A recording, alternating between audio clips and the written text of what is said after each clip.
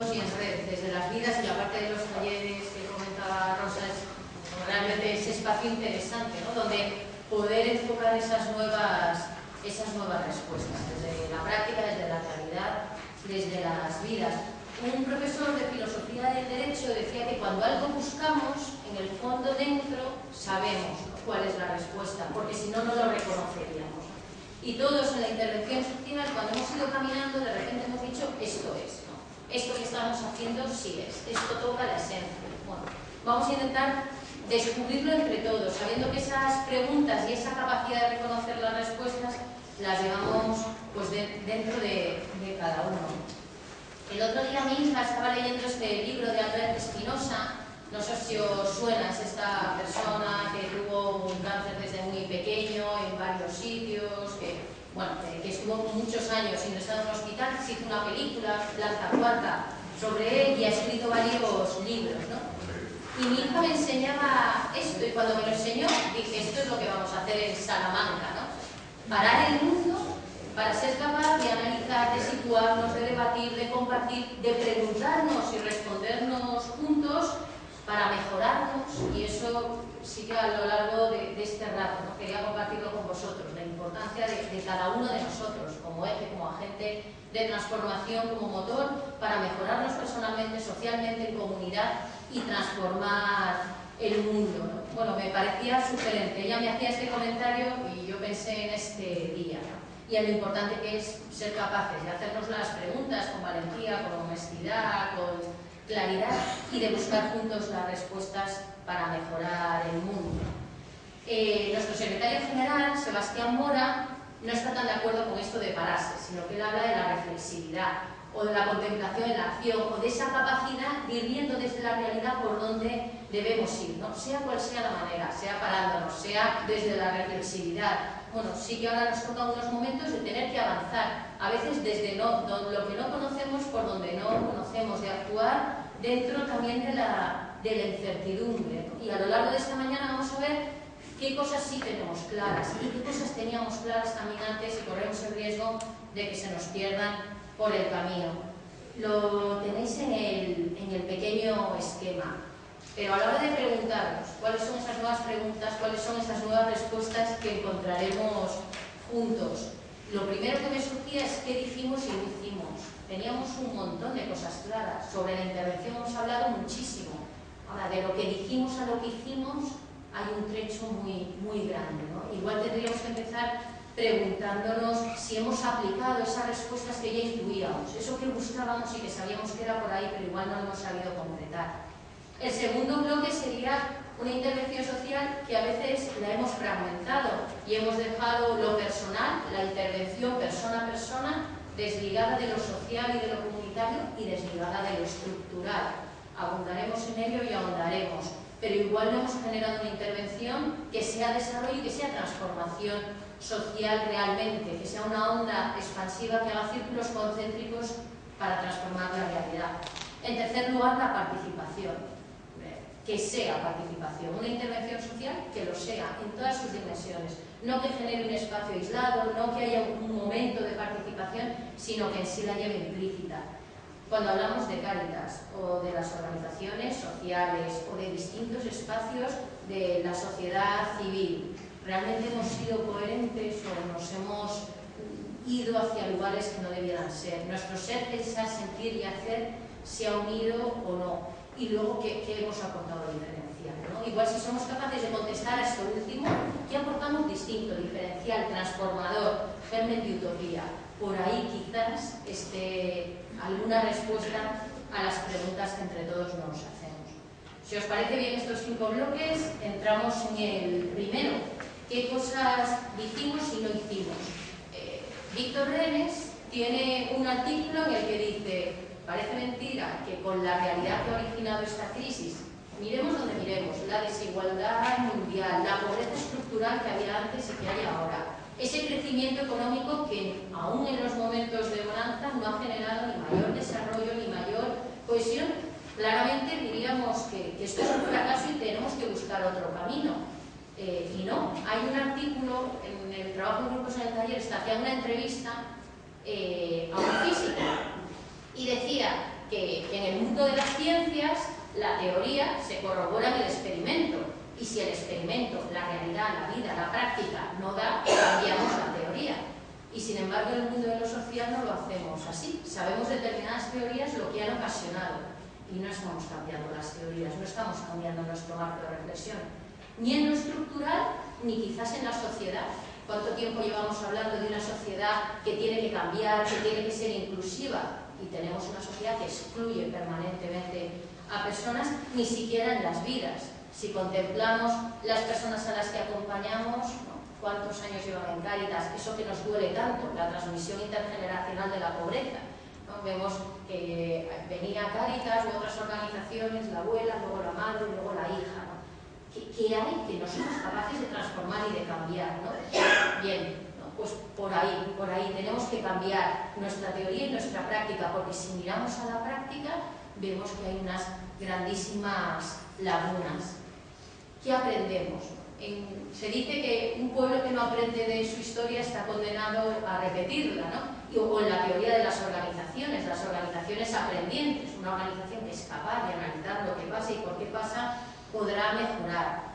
Teníamos claras cosas y sin embargo, si miramos atrás, ¿no? Cuando había crecimiento, cuando había recursos, cuando teníamos cosas para dar a las personas y para acompañar procesos, ¿fortalecimos el tejido social o no? ¿Dónde quedó lo comunitario? ¿Dónde quedó el trabajo en red con otras organizaciones, asociaciones, con la administración pública, con el sector empresarial? ¿Dónde sembramos? ¿Dónde sensibilizamos? Porque ahora pasa lo que pasa con la inmigración, ¿no? ¿Dónde estábamos generando otra manera de mirar? Empoderamos a las personas en situación de exclusión para que defendieran sus derechos, para que se sintieran parte de la sociedad, ¿no? Doy otra vez un paso atrás, ¿no? Ese modelo de crecimiento que hemos visto que nos sirve, pero nos ha servido el modelo de intervención que hemos desarrollado, nos ha servido los procesos. Tenemos este mundo fracturado. Seamos capaces, con mucho sentido crítico, de evaluar y analizar cuando había ese momento de bonanza, igual que no se generó crecimiento, nosotros qué sociedad hemos generado o qué nos ha faltado por generar, ¿no? Algunas pinceladas en las que creo que estamos inmersos, ¿no? Lo de la cantidad, el número, la eficacia, y lo hemos tenido en nuestros proyectos. ¿Cuántas personas atendidas? ¿Cuántas inserciones laborales? ¿Cuánto? Un mundo que se nos rompía y que dejaba al margen a muchos. Hemos tenido una mirada mundial, una mirada que contemple a todos los pueblos, que incluya a los pueblos del sur. Algo que nos ha calado hasta los huesos. El miedo, la vulnerabilidad, la precariedad, la dualidad tan brutal de nuestra sociedad, y eso lo tenemos todos introyectado, y también las organizaciones que nos sentimos en un momento precario, duro, difícil, endeble, y muy claramente ese espacio público, bueno, que estamos viendo gérmenes, ¿no?, de recuperación de ese espacio público, pero que ha estado completamente deshabitado. Y quizás por 4 I's, de lo que habla de 4 I's que me parecen muy claras y que nos sirven para ver qué nos está pasando y cómo tenemos que enfocar nuestra intervención. Una, la indiferencia, ese nosotros y ese ellos que nos separan, donde mi círculo es mi familia y que además cada vez es más reducido, mi espacio personal familiar. Y nos pasa a todos, ¿no? Y en un momento tan difícil podemos abrir o podemos cerrar. Y estamos en riesgo de cerrar, de sálvese quien pueda, de atrincherarme yo y mi núcleo más cercano. La invisibilidad tan enorme, ¿no? ¿Qué pasa con las personas en situación de exclusión que estaban con nosotros hace 4 o 5 años, que tenían tantísimos factores, ¿no?, en contra, y que ahora tienen a tantísimas personas por delante? Si hay 5 millones de personas en situación de desempleo, las personas que acompañamos, las organizaciones sociales que acompañamos desde Cáritas, están muy al final en esta fila. El riesgo de la invisibilidad es enorme. Algo que tenemos también introyectado es la inmovilidad. Bueno, si me quedo quieto, no pasará nada. Cuanta menos acción, menos movilización, y esto lo hemos constatado cuando convocamos a espacios públicos. ¿Qué grado de arrastre, de presencia, de sociedad, de generar polis, de generar debate, presencia activa estamos teniendo? Y esto afecta a la intervención, porque esto es lo que puede o no transformar la sociedad. Y algo muy peligroso, que es la impotencia.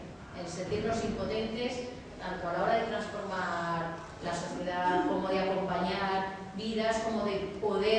cambiar realidades, y esto nos desempodera a todos, ¿no? Como ciudadanía, como sociedad civil, también como iglesia, ¿no? Tenemos que creer que podemos cambiar cosas, como vemos al final que podemos ser germen de utopía. Un amigo dice que no hay que ser ilusos, pero sí estar ilusionados, ¿no? Agustín Rodríguez Teso, que hablaba también de la esperanza. Necesitamos apuntar caminos de esperanza y salir de este círculo. Y comentaba al principio, ¿qué decíamos antes? ¿Qué cosas dijimos pero no aplicamos? Teníamos clarísimo que la exclusión no era una realidad individual sino estructural. Analicemos, ¿no? En qué hemos incidido en lo estructural, en nuestros proyectos, en nuestros recursos, en nuestros procesos. Lo estructural está o no. Hablábamos de lo unidimensional y lo multidimensional, teniendo claro que la pobreza, la exclusión no es solo monetaria, sino que tiene un montón de factores alrededor. Es verdad que ahora tenemos muchos menos recursos, muchas menos posibilidades en lo material, pero también teníamos claro que eso no era lo único, ni siquiera lo más importante, no lo perdamos. Ahora, teníamos clarísimo el sentido de proceso, lo hemos tenido muy claro, y también que no creíamos en unos están dentro, otros están fuera. Esto no es cuestión de dos grupos, sino que la exclusión es un continuo de una sociedad que debe cambiar. Si esto lo teníamos claro, sigamos muy firmes en ello, ¿no? Igual el problema no es que no tuviéramos algunas respuestas, el problema es que no fuimos capaces de llevarlas a la práctica. Igual en este momento, en esta coyuntura donde nos vemos mucho más obligados, ¿no? Quizás sí podamos caminar hacia allí. Y luego una pregunta abierta. Como veis, hay muchas más preguntas que respuestas, que es cuáles eran nuestros pilares. ¿Cuáles eran nuestros pilares? Y cada uno, y comunitariamente, globalmente, con nuestros compañeros con los que hacemos camino, ¿cuáles eran nuestros pilares? ¿Qué es lo irrenunciable? ¿Dónde estaban nuestras raíces? Una muy clara, de la que también habéis hablado en esta escuela de formación, es la dignidad. Y la dignidad, si nos la queremos de verdad, cambia muchísimas realidades. ¿Por qué cambiamos la dignidad? A veces cambiamos la dignidad por eficacia, a veces cambiamos dignidad por ayuda. Pensaba en un ejemplo muy claro, muy concreto. En la ley de atención a las personas dependientes es buena, es positiva, se necesita recursos sin ninguna duda, ¿no? Es impecable. Ahora, para poder acceder a los derechos que otorga esa ley, bueno, pues se han dado casos con una madre con su hija que van a quien evalúa la situación de dependencia, y ahí hay 4 o 5 personas absolutamente ajenas a esa madre y a esa hija. Claro, para que te den el recurso tienes que decir todo lo que tu hija no hace, todo aquello en lo que es dependiente, todo aquello en lo que necesita ayuda, y además, cuanto más dependiente, mejor para la ayuda, ¿no? Por lo cual una madre, que aquí las que seáis madres, padres, abuelos, abuelas, no, lo que queremos es poder hablar bien de nuestros hijos, ¿no? Esa madre tiene que decir delante de su hija todo lo que no hace, ¿no? Todo aquello en lo que necesita ayuda. Nos hemos dejado la dignidad por los suelos. Habrá una ayuda, pero esa erosión, a esa hija que ha estado escuchando lo que se ha dicho de ella, a esa madre que ha tenido que decir eso de su hija, ante una gente desconocida y externa, es dejar los trazos de dignidad. Bueno, si nos miramos, ¿en qué momentos nos hemos dejado esas muestras en la dignidad de las personas? Y pilares pueden ser, cada uno ponga el nombre que sea, el destino universal de los bienes, y cuando Juan Garibia ha estado aquí hablando de economía, tiene mucho que ver con eso, ¿no? Cómo utilizamos nuestros recursos, nuestros bienes, el bien común, la opción preferencial por los pobres. José Ignacio Calleja también aquí, cuando hablaba, ¿no?, de esa mirada ética a los problemas sociales, hablaba mucho de la dignidad, del compartir. Bueno, por eso no ahondo en ello, pero sí que tenemos que ver cuáles son nuestros pilares, ¿no? Bien, primer bloque. ¿Qué cosas decíamos, qué cosas teníamos claras? Igual iban en la buena dirección, lo que pasa es que no lo hicimos, ¿no? Recuperemos eso que tenemos claro e intentemos aplicarlo. Entramos en el bloque de la intervención, ¿no? ¿Qué aspectos debe tener nuestra intervención social? ¿Cuáles son esas preguntas y esas respuestas que podemos ir buscando juntos? Y a mí en este tiempo aparentemente tan gris, tan confuso, ¿no?, donde parece quién tiene la certeza de las respuestas, pues yo desde luego no, sí creo que buscando juntos tenemos más posibilidades de acertar. Víctor Renes dijo una frase en una reunión que tuvimos en los servicios generales que era: Cáritas en estos momentos tiene que ser radicalmente lo que es, ¿no? y recogía ahí ser radicalmente lo que somos. Pero claro, a eso hay que ponerle nombre, ¿no? ¿Y qué somos? ¿Y qué somos? ¿Qué es ser radicalmente lo que somos? Bueno, pues algunas pistas para ir buscando juntos. Ese enlace entre lo personal, lo comunitario y lo estructural. Y ahí, si os parece, vamos a ir recorriendo cada uno de esos vectores. Lo personal, los agentes, ¿no? Los que acompañamos y somos acompañados de manera recíproca. En segundo lugar, lo comunitario, que quizás ha sido la principal laguna. Eso se nos quedó en el camino, siendo algo esencial. Y luego lo estructural, ¿no? Creíamos en que debíamos cambiar las reglas del juego, porque si no cambiamos las reglas del juego hay personas que permanentemente van a estar fuera porque las reglas que nos hemos dado expulsan. También Víctor dice, en el escenario que nos hemos dado, los pobres son un supuesto necesario. Hemos generado una estructura social, económica, que necesariamente genera pobreza y exclusión. Si os parece, nos vamos al primer punto, los agentes, personas que estamos donde sea, en la administración pública, en las organizaciones sociales, en los movimientos vecinales, en Cáritas. Y también avanzando desde las preguntas, ¿no? Ese somos andando, que nos comentaban antes. Hemos cultivado un compromiso no parcelado. Hablamos de fragmentación en la intervención social, pero ¿y nosotros? Yo al menos me vivo, pues muchas veces en compartimentos estancos, ¿no? Es coherente mi vida, lo que pienso, lo que hago, dónde tengo mi dinero, ya que se ha hablado de FIARE, de banca ética. ¿Realmente mis opciones incorporan toda mi vida o no? Nos hemos acompañado unos a otros, también entre los agentes de Cáritas, que hemos celebrado, hemos llorado, hemos tenido momentos para compartir esos martes de aquí tan ricos, ¿no? Que son pura vida, ¿no? Nos formamos, compartimos, comemos juntos, celebramos juntos, no lo hemos ido haciendo. ¿Dónde hemos estado los agentes durante este tiempo? ¿Qué personas para qué tiempo? Este momento que necesita. Una Cáritas decía algo precioso, decía, no nos hemos creído que seamos agentes de transformación. Lo decían en Mallorca el otro día, no nos lo hemos creído.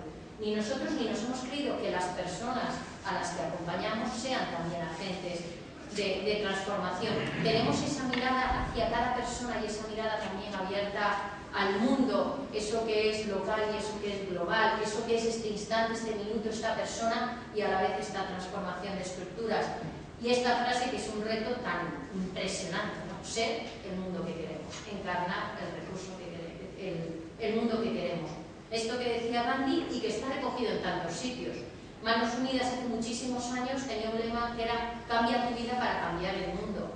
Y creo que no son palabras, creo que es realidad. Si cada uno de los agentes somos capaces de cambiar nosotros, de todas las personas que soñamos otro mundo, otra realidad, otra sociedad, podemos, sin duda, ¿no? Transformar esa vida de esa persona que acompañamos, ese proyecto, ese barrio, esa comunidad y el mundo. Cáritas está ahora en una campaña institucional que es vive sencillamente para que también otros puedan vivir, ¿no? Si vivimos sencillamente, ya que habéis recurrido todo, lo cultural, lo político, lo económico, si todas las claves que nos han dado las anteriores ponencias fuéramos capaces de llevarlas a la vida, si hoy en los talleres y en los grupos aterrizamos en propuestas concretas, podremos cambiar. Juan Garibi hablaba de sensibilidad, de proactividad, de esperanza y de compromiso. Bueno, desde esas tres claves pues, nos da pistas muy claras para ser ese mundo que queremos. Y algo que afecta a lo personal y a lo social, ¿no? El que se vayan para que compren pan y puedan comer a la pregunta que nos devuelve Jesús: ¿cuántos panes tenéis? Y nos sitúa ahí como agentes, como personas de esta sociedad, de este mundo. ¿Cuántos panes tenéis? ¿Qué tienes para darte, para compartir, ¿no? Pon tu vida al servicio. Y pero José también nos hablaba de los valores, ¿no? Los valores, que no es lo que decimos, sino lo que hacemos, ¿no? Esto los niños son muy claros, como buenos detectores de incoherencias, cuando ven que dices una cosa y haces otra, rápidamente te contrastan. No, los valores que vivimos como personas y como sociedad nos dan, ¿no?, la altura moral de nuestra sociedad. Bueno, a veces hemos renunciado a determinados discursos, a cuántos panes tenéis y a determinados valores. Por ejemplo, con la inmigración, el riesgo de entrar en la lógica imperante, y hemos a veces justificado la inmigración desde la necesidad. Hemos dicho, si la lógica son los números, si la lógica son los datos, si la lógica es lo que me es útil, oye, pues están aportando a la sociedad, han hecho crecer el PIB, son imprescindibles para determinados servicios, o seamos capaces de construir desde otros valores, y eso cambia nuestra intervención, cambia nuestra aportación, desde dónde miramos, que eso también está muy presente en esta escuela de formación, los desde dónde miramos y en función de eso hacia dónde vamos. Una intervención que sea otra cosa, que en todo lo que hagamos sea otra cosa, y no es fácil, porque estamos en este mundo fragmentado, estamos en este mundo que responde a la cantidad, estamos en este mundo que nos llama a la indiferencia, a la invisibilidad, a la inmovilidad, a la impotencia, pero tenemos que ser capaces de encarnar otros valores, otra forma de mirar en todo lo que hagamos. Nuestros proyectos tienen que ser diferenciales, cuando acompañamos lo tenemos que hacer de otra manera, nuestra presencia en el mundo tiene que ser semilla de otra cosa, y ahí cada uno que ponga lo que quiera, ¿no? Hemos oído hablar, ¿no? Las encíclicas de formación técnica y del corazón, de acompañarnos unos a otros, de esa actitud tan importante que la palpamos en nuestra vida en cada momento.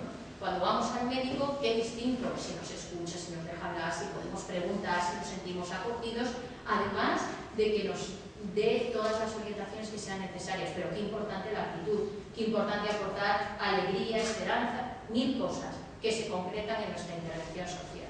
En Cáritas Madrid, por poner un ejemplo, había un recurso de violencia de género, de las oblatas.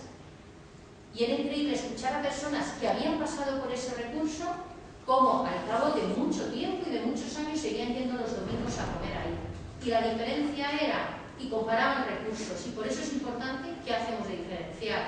Que decían, en tal recurso salí de mi casa con mi hija en un momento de absoluto trauma, de salir a las 3 de la mañana, y bueno, me dieron la llave de una habitación y un bocadillo, y ahí me quedé la noche, ¿no? Sola y llorando. Y en este recurso de las oblatas se quedó alguien por la noche conmigo, se quedó alguien hablando, se quedó algo acogiendo, me prepararon algo caliente para mí. Y para mi hija, bueno, eso es importante, ¿no? Eso sin duda transforma, y eso es participación, es acompañamiento, es trasladar otra realidad. Si lo llevamos al plano más técnico, la Universidad de Navarra hizo un estudio en 5 Cáritas diocesanas para decir qué funciona y qué no, porque unos procesos de intervención salen bien y otros salen mal.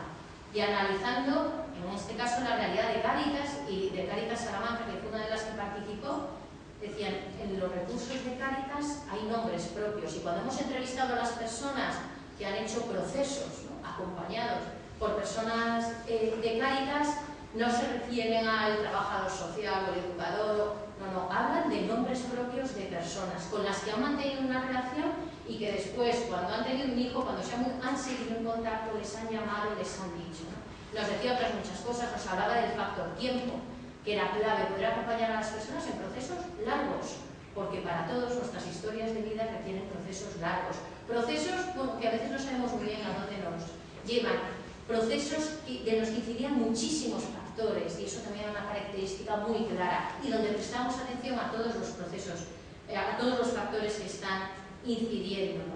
Y por último, ahí apuntaba el ir a pie. ¿No? Igual nos tenemos que descalzar, es el símil de la mesa, ¿no? Siempre hemos dicho cuánto nos separa a veces la mesa en esos procesos de intervención y en ese ser agentes de transformación. Y por compartir una anécdota, hace muchos años estuvimos en los campos de refugiados guatemaltecos del sur de México, estuvimos 2 años.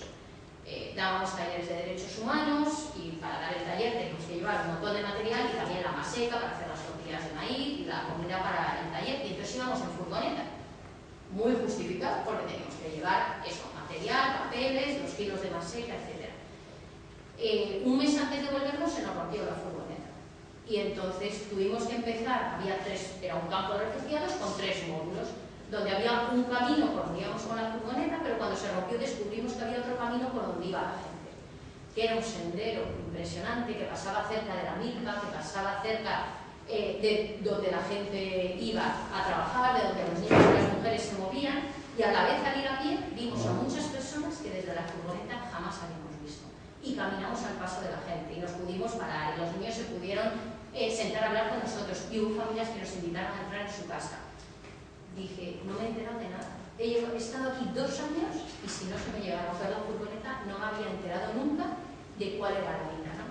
Bueno, es un símil, una metáfora, una anécdota, pero ¿cuáles son nuestras furgonetas, ¿no?, que nos impiden ir a pie y llegar a esa dinámica de encuentro donde creía que me había enterado de algo y de repente un mes antes dices, es que tendría que volver a empezar, porque solo ahora estoy empezando eso, a entrar en las casas, a entrar en las vidas, a entender, ¿no? Este pueblo que hace aquí, por qué está aquí, qué necesita y cómo le puedo acompañar. Creo que cada uno tendríamos que poner qué necesitamos personalmente cambiar para cambiar el mundo. Algunas pistas, ¿no? Algunas claves pueden ser estas u otras, ¿no? La gratuidad que tanto se juega ahora, que es dejarnos doler, dejarnos impactar. Hemos hablado muchas veces de esa distancia que también nos salvaguarda, porque uno no se puede ir e ir a pasar todos los días con tantas historias, con tantas vidas, con esa sensación de impotencia que decíamos al principio, pero estamos dispuestos, y eso es pura gratuidad, ¿no? Cuando entrego mi dolor, mi tristeza, mi sentirme afectado por lo que me pasa, ¿no? Bueno, ahí se juegan unos márgenes que creo que cambian. Ese permanecer, ese estar en Haití, ¿no? Cáritas decía, Cáritas estaba, está y estará. Ese estar permanentemente en barrios, en lugares, en pueblos, desde proyectos. Que el proyecto va cambiando, pero nuestra presencia es y está.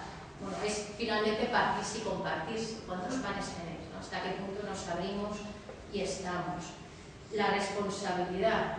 Mariano Pérez de Ayala decía, y bueno, la frase está ahí recogida y me parece espectacular, ¿no? El mundo está en nuestras manos y somos responsables de él. Y hablaba de compromiso y que nadie puede quedarse al margen. Bueno, es un momento de una inmensa responsabilidad,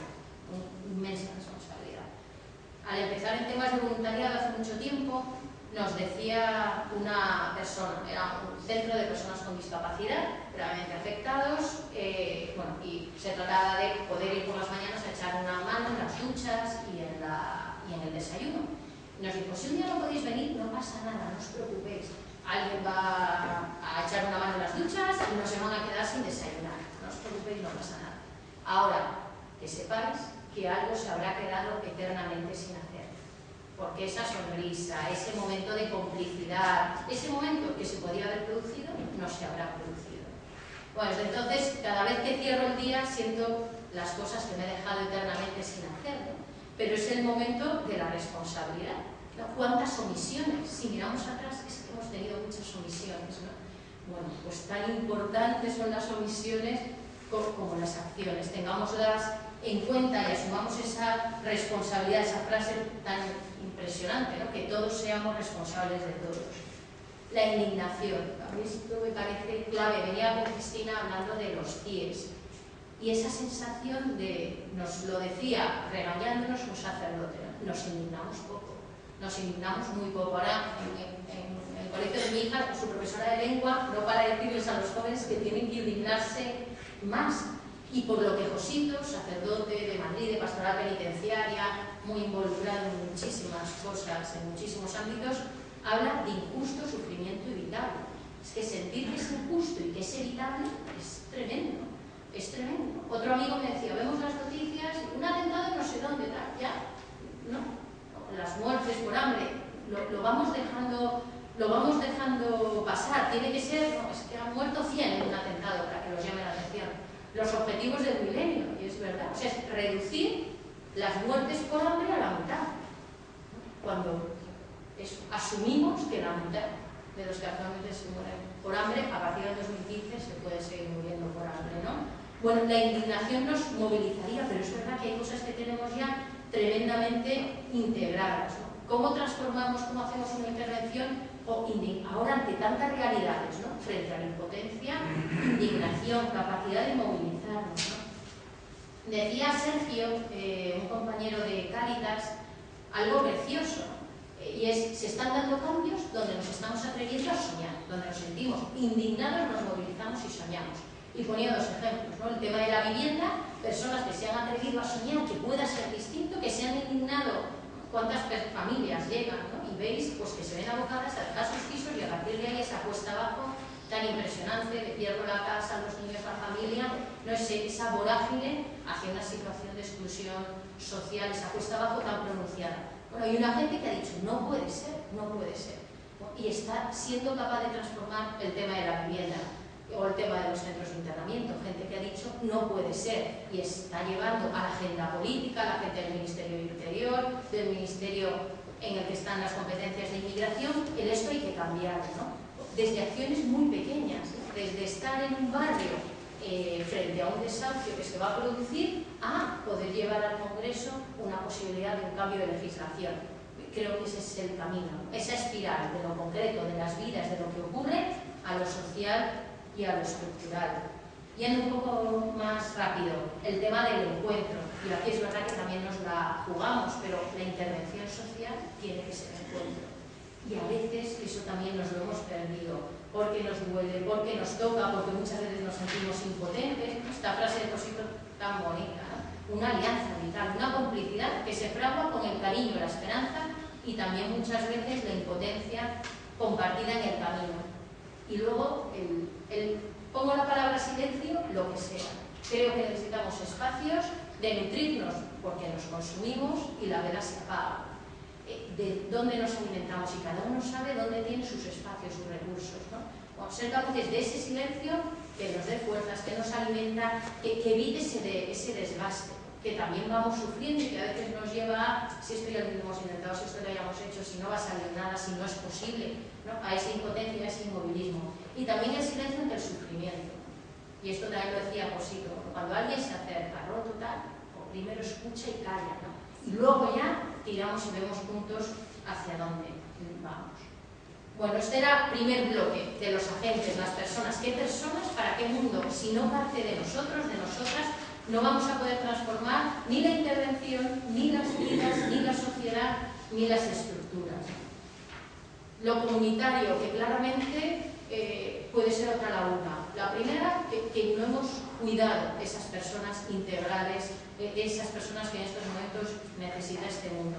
Pero lo segundo, que la red, el vínculo, los plurales, el ir en comunidad, también nos ha pasado a veces desapercibido. ¿Dónde tenemos los pies? ¿Dónde estamos? ¿Dónde estamos encarnados? ¿Dónde sensibilizamos? ¿Dónde conocemos? En cada espacio, en cada barrio, en cada territorio, la posibilidad de conocer qué familias, qué chavales, qué niños están solos, qué mayores están pasando por un momento difícil, qué familias, ¿no? De puertas hacia adentro están viviendo una situación complicadísima, qué gente duerme en la calle. Bueno, esto lo descubrimos en lo comunitario y en las fronteras. Irnos a las fronteras es ir siempre a donde no sabemos, donde vamos a pisar charcos, donde no sabemos muy bien hacia dónde nos va a llevar la realidad. En una Cáritas diocesana lo formulaban de manera preciosa, ¿no? En estos momentos, ser comunidades del ser y hemos sido comunidades del tener, comunidades de lo que podemos dar, ¿no? Y a veces, sencillamente, generar una comunidad donde todo el mundo pueda participar y donde crezamos en el ser puede ser importante. El informe FOESA, el primero que se hizo, 2007 empieza la crisis, 2009 hay un primer análisis del impacto de la crisis y efectivamente pues, personas de la vulnerabilidad y a la exclusión o personas con todas las familias teóricamente integradas en situación de vulnerabilidad, pero también nos decía esto, ¿no? Que había en 2 años un deterioro de los vínculos, de la constitución del sujeto y de los marcos de sentido enormes y de la cohesión social. Y esto era una gran preocupación. En el 2009 ya la cohesión social se estaba rompiendo. Y algo tan fuerte como la constitución del sujeto y el marco de sentido. Si eso se nos rompe en todo. En nuestros proyectos, en nuestros programas, en nuestros procesos, ¿esto dónde está? ¿No? Igual cuando señalamos cuáles son los objetivos, cuáles son las... Esto lo contemplamos, tenemos pensado cómo cuidar los marcos de sentido, cómo cuidar los vínculos, cómo cuidar la constitución del sujeto.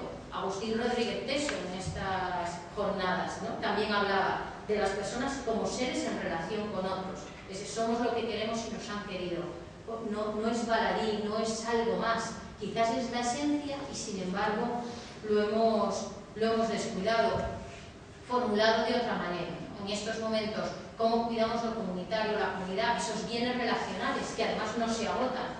Estamos descubriendo un momento de escasez de recursos, donde el estado de bienestar recula, donde los derechos cada vez son más inaccesibles, donde hay más requisitos, donde no podemos llegar. ¿Cuál es nuestra aportación diferencial? Y en gran parte esos recursos que son comunitarios y que sí podemos multiplicar. Y frente a esos recursos y a esos bienes relacionales, la gratuidad, la acogida, la entrega, estamos viendo cómo se destruye la capacidad de ser sujeto individual y colectivo, cómo cada vez los lazos comunitarios son más frágiles. Eso en el 2009 ya estaba evidenciado. Ahora en el 2012, ¿dónde queda esto resquebrajado? Y esta frase tan rotunda de Víctor: no existe posibilidad de ser personas sin contextos personalizadores. Y esos son contextos comunitarios, lugares y espacios de sentido humano. Sebas, citando a Martínez Navarro, decía que tenemos que cambiar nuestra mentalidad, que identifica las necesidades básicas con poseer y consumir, y las tenemos que sustituir por una nueva mentalidad, en la que signifique sobre todo relacionarse y compartir. Bueno, desde ahí podemos generar otro modelo de intervención muy claramente, ¿no? La presencia tan significativa del voluntariado, desde el tener, desde el hacer, desde el estar, desde el ser, ¿no? Y esto tiene una potencia enorme, ese estar, lo que decíamos antes, de permanecer. Un jesuita hablaba del estaísmo aístico, en un contexto como Colombia, en un momento de hace muchos años, de narcotráfico, de desplazamientos internos, había muchísimas personas desplazadas internas y ellos iban a iniciar un proyecto en Barranca Bermeja, en un lugar muy, muy complicado. Y él planteó que el primer año del proyecto iba a ser de estaísmo aístico. Y cuando le preguntaron, ¿y eso qué es?, dijo: estar ahí, necesitamos un año estar ahí para entender, para acompañar, para caminar a su paso, para irse en la furgoneta, para poder comprender la realidad y desde ahí acompañar. Creo que esto lo hacemos en muchos proyectos. El otro día, hablando con Sebas, hablaba del centro de metadona que había en Cáritas Madrid, algo tan concreto como un centro de metadona, y cómo ese centro era tremendamente comunitario, por la participación del voluntariado ahí, porque en el centro de metadona las personas drogodependientes estaban un tiempo, pero había un nexo con el barrio, con el lugar en el que estaban, y desde ahí había bienes intangibles, y tenían a alguien que hacía caminos con ellos en el lugar donde vivían, del que salían y al que volvían cada tarde, y había comunidad y podían encontrarse, y gracias a eso tenía sentido el centro de metadona. Sin ese espacio comunitario, global, social, donde ellos podían participar y ser, quizás no habría tenido ningún efecto, ¿no? Bueno, igual en nuestros proyectos, en nuestra intervención social, poder analizar, ¿no?, dónde están estas claves podría ser importante, ¿no? Y una realidad podría ser, bueno, ahora estamos hablando de lo relacional, de lo comunitario, porque ya no hay los recursos que realmente ayudaban, ¿no? Y ahí os traía un texto de Benjamín González Vuelta que a mí me daba mucha luz. Aún habiendo recursos, podemos hacer las cosas de otra manera. Si no os parece mal, lo leo, es relativamente breve. Él decía: permítame empezar con un pequeño ejemplo. Hace 38 años, 4 jesuitas empezábamos un proceso de inserción en uno de los barrios más pobres de la República Dominicana. Intentábamos vivir como los demás, en la medida de lo posible. Nuestra manera de acercarnos a la gente intentaba ser respetuosa. No deseábamos acercarnos ni desde el poder ni desde ningún tipo de superioridad. Buscábamos una pedagogía en la que ellos dijesen su palabra, fuesen descubriendo sus posibilidades, tomasen sus decisiones, asumiesen su vida. En este contexto se acercó un representante de una organización canadiense y con muy buena voluntad nos dijo: yo quiero ayudarles, pero por favor no me pidan 10 o 20.000 dólares, pídanme $1 millón. Se sintió desconcertado cuando le dijimos que no podíamos aceptarlo, porque eso destruiría nuestro trabajo. Eso confirmaría a la gente que nosotros éramos los poderosos, los que sabíamos, los que teníamos el poder y que ellos tenían que esperarlo todo de nosotros. Para nosotros en ese momento lo importante era que los pobres descubriesen sus posibilidades, su talento, su dignidad. Tal vez fuimos muy idealistas, pero hoy esas comunidades tienen escuelas de fe y alegría, centros comunitarios, magníficos locales que sirven para el culto y también como refugio para todos los vecinos cuando llegan los ciclones tropicales. Están organizados. De esas comunidades han nacido líderes muy lúcidos, capaces de asumir su realidad personal y su historia comunitaria. Algo muy distinto sería si quisieran regalar hoy el millón.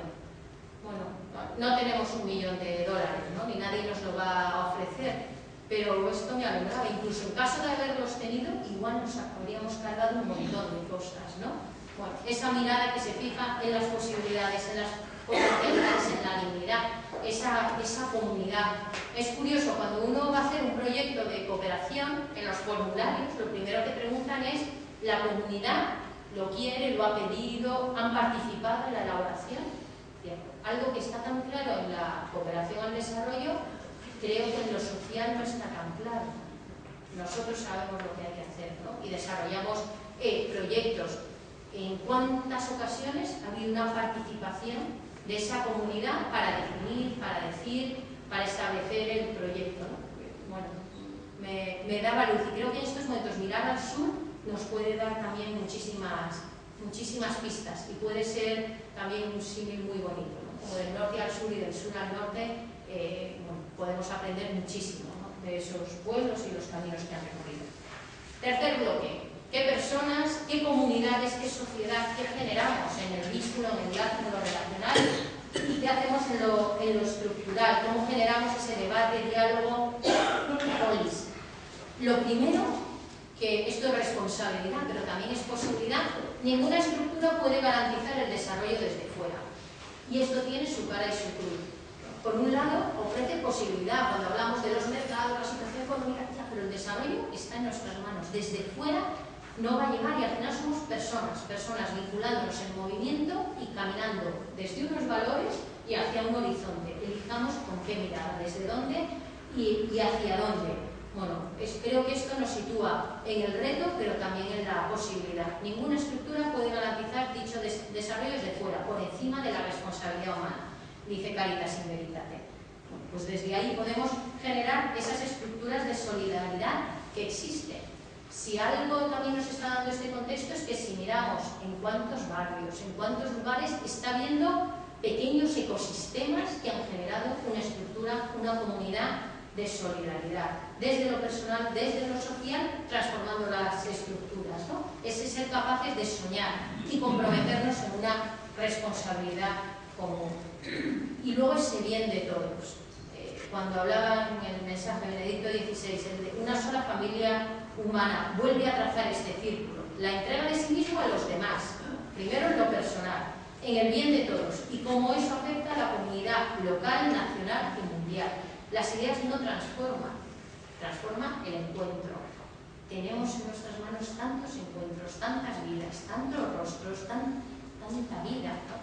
Eso es lo que transforma. Si eso lo llevamos a la sociedad, a lo comunitario, podemos transformar la política local, nacional y mundial, ¿no? Siempre desde el rostro y desde el nombre propio.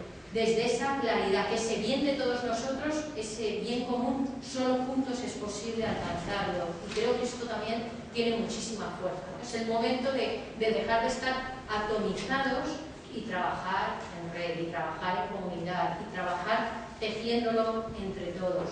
Finalmente, ¿no? El resumen de este bloque es, si decíamos al principio, igual dijimos cosas que no hicimos, ¿no?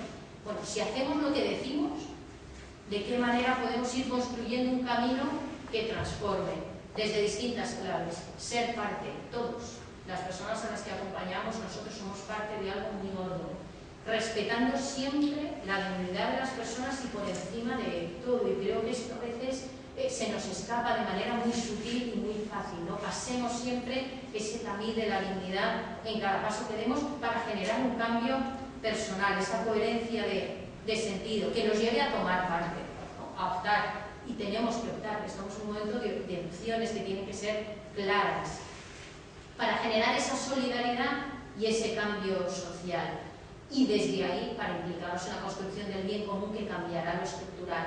Creo que a veces la intervención la hemos parcelado, y la intervención la hemos dejado en un tú a tú, que es muy bueno, que es muy positivo, pero se nos han escapado esas realidades en espiral que debían transformar, porque si la intervención se nos queda en vamos dos, y vamos juntos y vamos de la mano y lo hacemos bien y eso es muy positivo, se nos olvida lo que decíamos, que es el problema no es de la persona, el problema es de la sociedad, que excluye, y la sociedad tiene que cambiar para que todos nos podamos integrar. Si no cerramos el círculo y no cerramos la espiral, las personas se perpetúan en situaciones de exclusión porque esa sociedad no se ha transformado. Que nuestra intervención social nos afecte, nos toque, exijamos la dignidad de las personas, trabajemos esos bienes relacionales y construyamos otra cosa. Que miremos desde otro lugar y caminemos hacia otro horizonte. Dicho de otra manera, ¿no? En la exhortación apostólica Sacramento Caritatis también habla de hacerse pan compartido, compromiso personal, ponerlo en práctica, compromiso social y trabajo audaz. Y ahora creo que esa palabra audaz cobra mucho sentido en la transformación de las estructuras. Ser radicalmente lo que somos, ¿no? ¿Cómo se lee esa frase? Pues primero, haciendo lo que decíamos que teníamos que hacer. De verdad creo que teníamos muchas respuestas, pero no fuimos capaces de llevarlo a la práctica. En segundo lugar, desde ese aspirar personal, social, comunitario, estructural. Y la participación está implícita en todo, pero por la importancia que tiene, creo que merece la pena sacarlo fuera y darle un espacio, que sería el tercer bloque. El porqué de la participación. Acompañando procesos de personas sin hogar en Cáritas Madrid, una persona que había vivido en la calle, después en un albergue, finalmente estaba en un piso compartido. Lo primero que dijo no es que bien que tengo un techo, no es que bien que no tengo horarios, no es...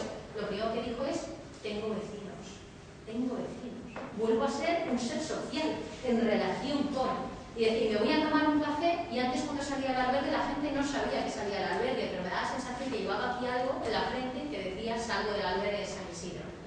Y decía, yo ahora no, soy vecino y me siento parte de la sociedad. Creo que eso es tremendamente importante.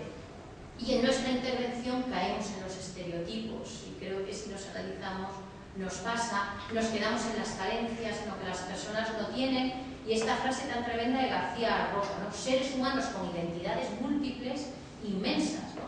Paco Operador nos decía, generando un proceso con mujeres inmigrantes, mujeres españolas, si hay muchísimo más lo que nos une, que somos madres, que nos preocupa nuestra relación de pareja, nuestros hijos, o que estamos lejos de nuestros hijos, o que somos adolescentes y no sabemos qué hacer, que hay muchísimo más que nos une que lo que nos separa. Sin embargo, contemplamos a las personas y a veces las reducimos a meros seres asistidos. Eso de nunca cambiar dignidad por ayuda, ¿no? Vendría a ser otra manera de decir esto.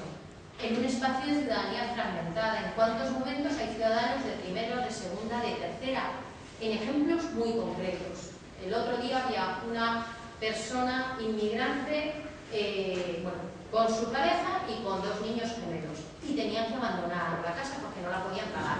Se consiguió que el marido pudiera ir a un lugar y la mujer con los hijos a otro. Y de verdad mi sensación fue, qué bien, o sea, lo hemos conseguido, es que estaban sin casa y están cada uno ubicado. Y una persona me dijo, oh, fíjate, lo que para ti sería un drama tremendo, que es tenerte que separar de tu marido y dividir, lo vives como qué bien en relación con otras personas. Y me dio que pensar, pues es verdad, claro, hay ciudadanos de primera y de segunda, ¿no? En este caso yo desde luego me estaba ubicando bastante mal. En la Cáritas de Mallorca yo dije espacios de participación, y una persona me corrigió y me dijo, no tienes que generar un espacio, sino con la persona a la que estás acompañando tienes que considerarle participante. Y en el momento que eso es así, ha cambiado vuestra relación. Y tenía razón, ¿no? La participación es que no eso, y es que lo cambia todo. Entonces ya no hay quien acompañe, quien solo eres acompañado, ya no hay ese riesgo de cambiar dignidad por ayuda, ya desmontamos las estructuras de poder, no, es que participamos juntos, ¿no? Como un proceso, no como un momento estático, no como un espacio, ¿no? Como yo cometí el error de decir, algo que transforma, algo que nos implica, algo que articula a todos los actores en construir, en crear algo conjuntamente, algo que nos hace aprender, no solo de manera retórica, sino de verdad, algo que nos reconoce como sujetos de derechos y nos hace exigir los derechos hacia afuera y a la vez nos reconoce como personas y nos nutre hacia adentro.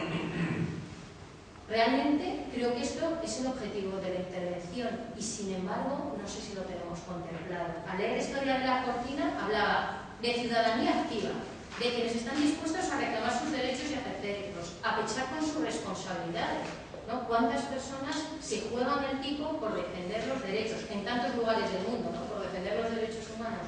Corres el riesgo de que te maten o por decir determinadas cosas, de que te encarcelen, no, hay gente que se juega la vida realmente, ¿no? Que está asumiendo responsabilidades inmensas para construir, participando todos, la vida común, una sociedad justa que es cosa de todos, no de los ajenos, no, de todos, absolutamente de todos. En nuestra intervención eso está. Pasamos, ¿no? A ver, vamos a ver este espacio de intervención, hay ciudadanía activa, construimos, participando, vida en común, estamos trabajando todos por una sociedad más justa. Yo creo que un ejemplo muy bonito es la campaña de personas sin hogar, una campaña realizada con todos, desde todos, participando desde la realidad, desde la vida, desde los acompañamientos, desde las historias, reclamando ciudadanía y derechos, ¿no? Y ese participando la vida en común, eso lo tenemos estaremos en un momento complicadísimo, pero vida y vida en común, eso lo podemos trabar sin ninguna duda. Bien, eso, pasando muy rápido. Decía Constant, en el pueblo griego, se entendía que eran libres, que eran ciudadanos los que participaban en la asamblea a la hora de tomar decisiones. Participación y libertad y ciudadanía iban completamente juntos. Y esto, la Cáritas de Cuenca, sin tanto rollo como yo estoy contando, lo hizo en un momento de crisis, de cierre de recursos. Reunieron en la Cáritas a todos, el equipo directivo, voluntarios, trabajadores,